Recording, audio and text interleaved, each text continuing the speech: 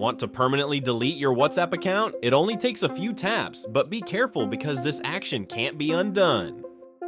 First, open WhatsApp. Then tap on Profile Photo.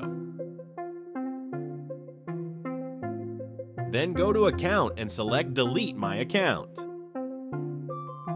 Choose your country, then enter your phone number in the correct international format. If you want, you can also select a reason for leaving, but it's completely optional.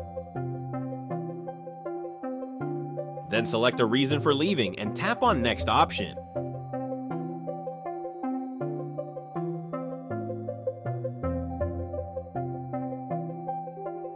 Now tap Delete My Account, then tap it once again to confirm. Your WhatsApp account will be permanently deleted.